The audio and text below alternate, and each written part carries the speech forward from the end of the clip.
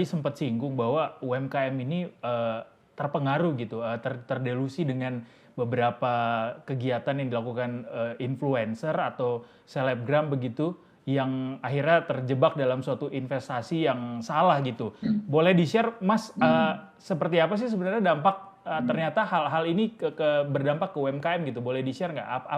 Seperti apa dampak yang dirasakan oleh UMKM? Siap. Jadi sebenarnya minimnya literasi dan jurnal itu membuat kadang-kadang ketika Mas Edo tadi bilang FOMO itu memang berlaku. Artinya apa? Artinya pejuang-pejuang UMKM ini tidak boleh tergoda dengan investasi-investasi tersebut. Artinya bagaimana kita kemudian mengembangkan sektor-sektor seperti kuliner, seperti fashion, seperti sektor-sektor di bidang komoditi lain-lainnya ini yang kemudian akan tetap bertahan di Indonesia. Jadi bagaimana mengedukasi ini juga penting, Mas, karena bagaimanapun harus ada penyeimbangan. Tidak kemudian kita serta-merta itu ikut FOMO yang kemudian menjadikan kita yang akhir-akhirnya juga dirugikan. Jadi seperti itu. Oh, artinya beberapa UMKM memang ada yang terdampak begitu karena ikutan FOMO pada akhirnya karena rendahnya literasi tadi ya? Yang pertama berdampak itu adalah bagaimana kemudian orang-orang UMKM, orang-orang yang di awalnya itu investasinya itu pengen di sektor real, Mas, itu terganggu, terdestruksi gara-gara orang-orang yang memang terjadi peristiwa flexing ini di sosial media, Mas. Okay. Ini yang membuat orang-orang yang kemudian mereka itu mau dia itu untuk investasi di sektor real, mereka itu akan terganggu. Mereka terganggu karena mereka FOMO tadi yang Mas bilang.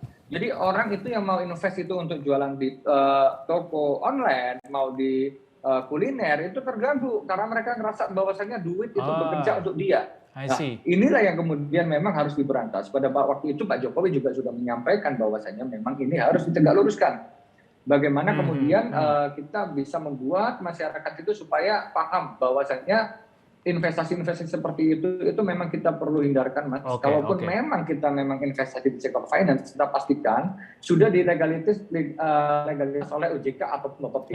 Itu yang pertama. Yang kemudian kalau misalnya kita berbicara tentang kisi-kisi ya, kisi-kisi ini artinya bagaimana, Mas, kemudian kita ini membuat teman-teman semua ini jadi melek digital. Bagaimana kita caranya untuk membuat sebuah digital itu yang digital ini bisa kemudian diterima oleh masyarakat dengan bahasa-bahasa yang menurut saya mudah dicerna. Sekarang kita tahu, Mas, bahwa fenomena di sosial media itu seperti TikTok, ada TikTok Shop, juga di Instagram segala macam itu perlu dimanfaatkan. Jadi jangan bilang kita kemudian kita tidak gini. Bolehlah kita memang antisosial untuk personal, but untuk perusahaan kita harus melihat dengan kacamata terbuka. Itu yang harus kita lakukan. Terus kemudian bagaimana kita juga bisa untuk belajar, apalagi sekarang di sosial media kan juga kita bisa belajar banyak sekali tips dan trik ya di mana bisa memboostering. Salah satunya, Mas, Delva Digital ini perusahaan saya itu juga kita memberikan seminar gratis untuk masyarakat. Itu adalah bentuk bagaimana kemudian kita menjadi amal jariah untuk teman-teman semua agar supaya teman-teman bisa menikmati ilmu digital marketing secara gratis yang akhirnya kemudian bisa meningkatkan perekonomian di Indonesia. Oke.